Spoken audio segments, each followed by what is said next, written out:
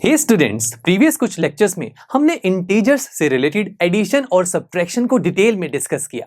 But दोस्तों, कई बार day to day life में हम कहीं ऐसे सिचुएशंस को डील करते हैं जहां पर एडिशन और सब्ट्रैक्शन हमारे लिए काफी कॉम्प्लिकेटेड हो जाती है। जैसे कि फॉर एग्जांपल मैं आपको बोलूं कि मैंने जो 2 है ना उसे 5 टाइम्स प्लस करना है, तो मैं क्या करूंगा? 2 + 2 + 2 + 2 + 2 बहुत 5 बार लिखना पड़ेगा, राइट? फिर इन्हें ऐड करूंगा, पहले 2 + 2 को ऐड करूंगा, आंसर आएगा 4 + 2 = 6 + 2 = 8 + 2 = 10।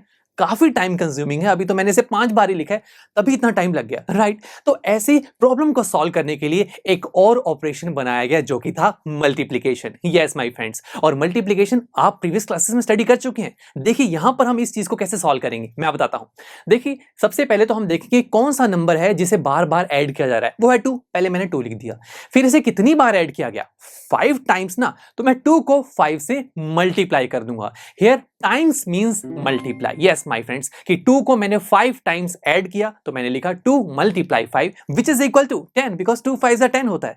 तो देखा मल्टीप्लिकेशन करना कितना इजी है, हमें तो बस अपने जो टेबल्स हैं जो हमने प्रीवियस क्लासेस में लर्न किए हैं उन्हीं का यूज करना है। जैसे कि आगे भी देखते हैं, अगर मैं आपसे पूछूं 6 × 6 क्या होगा? 6 6 36, कितना सिंपल सा। 7 × 8, यस इट इज 56। आगे और सोचिए 12 × 2 विच इज इक्वल टू 24, कितना इजी था। बट वेट, ये तो हमने बात कर ली पॉजिटिव नंबर्स की, और इन्हें तो हम बहुत इजीली मल्टीप्लाई कर पा रहे हैं अपने टेबल्स का यूज करके। बट अगर मैं इंटीजर्स की फैमिली को आपको दिखाऊं तो इंटीजर्स की फैमिली में पॉजिटिव के साथ साथ नेगेटिव नंबर्स भी तो आते हैं। तो अगर हम किसी नेगेटिव नंबर्स को मल्टीप्लाई करें तब आंसर कैसे आएगा मैं बताता हूं। देखिए फॉर एग्जांपल अगर मैंने मल्टीप्लाई किया -2 और 3 को, अब क्या करोगे?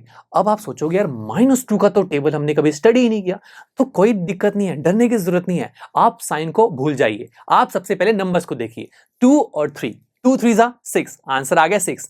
अब यहां पर साइन क्या आएगा बस आपको यह ध्यान रखना है। और साइन से रिलेटेड हमारे पास कुछ रूल्स हैं, वो रूल्स बहुत आसान है जिसकी हेल्प से आप नेगेटिव नंबर्स को भी मल्टीप्लाई कर सकते हैं। तो पहले वो रूल्स डिस्कस करते हैं, फिर इस प्रॉब्लम पर वापस आएंगे, ठीक है? तो सबसे पहला रूल है मल्टीप्लिकेशन ऑफ 2 पॉजिटिव इंटीजर्स। ये तो बहुत आसान है कि अगर हम किन्हीं 2 पॉजिटिव इंटीजर्स को मल्टीप्लाई करते हैं, लेट से वो इंटीजर है a और b, मैंने लेट कर लिया, अभी हम कोई नंबर नहीं कंसीडर कर रहे, पहले मैं कोई जनरल फॉर्म मान रहा हूं। अगर मेरे पास a और b कोई 2 इंटीजर्स हैं, दोनों प्लस में है, दोनों को अगर मल्टीप्लाई करता हूं तो फाइनल आंसर भी पॉजिटिव ही आएगा, जो कि होगा +a × b।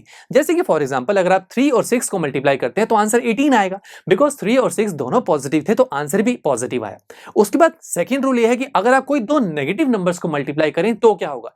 जैसे कि अगर आपके पास एक नेगेटिव है, लेट से -a, दूसरा है -b, तो क्या करें?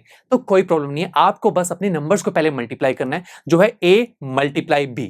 और अगर दोनों नेगेटिव हैं तो नेगेटिव और नेगेटिव जब मल्टीप्लाई हो जाते हैं तो फाइनल साइन पॉजिटिव का आता है, सिंपल। जैसे कि फॉर एग्जांपल अगर आपने -3 और -6 को मल्टीप्लाई किया है तो आपको बस पहले नंबर्स को भी मल्टीप्लाई करना है। यस, नंबर्स क्या है? 3 और 6, फाइनल आंसर इज 18। और दोनों नेगेटिव है तो नेगेटिव और नेगेटिव मल्टीप्लाई होकर बन जाएगा पॉजिटिव। कितना सिंपल था। और रूल 3 बहुत सिंपल है। रूल 3 हमें कहता है कि अगर आपके पास कोई एक पॉजिटिव है और दूसरा नेगेटिव इंटीजर है, उनको जब मल्टीप्लाई करेंगे तो क्या होगा? उस रूल के अकॉर्डिंग अगर हमारे पास कोई एक इंटीजर है a और दूसरा है -b, एक पॉजिटिव और एक नेगेटिव, तो आपको फिर से पहले दोनों इंटीजर्स को मल्टीप्लाई करना है, that is a × b। But जब आप प्लस और माइनस को मल्टीप्लाई करते हैं तो फाइनल साइन माइनस का आता है, सो फाइनल आंसर आएगा -a × b। और अब हमारे उस प्रॉब्लम का आंसर देने का टाइम आ गया है जो मैंने आपसे शुरू में पूछी थी। अगर आप -2 और 3 को मल्टीप्लाई करेंगे तो पहले आपने नंबर्स को तो मल्टीप्लाई किया था, जो कि था 2 × 3 = 6।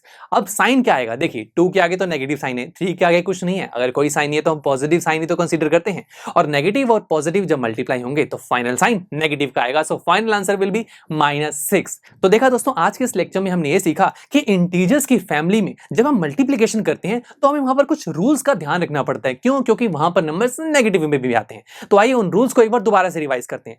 पहला रूल ये था कि जब हम पॉजिटिव को पॉजिटिव से मल्टीप्लाई करेंगे तो फाइनल साइन पॉजिटिव आएगा। दूसरा रूल ये था कि जब हम नेगेटिव को नेगेटिव से मल्टीप्लाई करें तब भी साइन पॉजिटिव आएगा।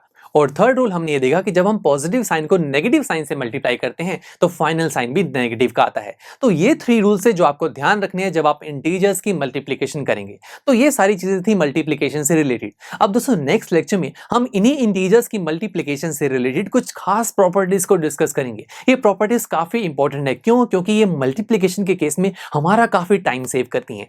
कैसे करेंगे ये हम नेक्स्ट लेक्चर में देखेंगे। So see you there.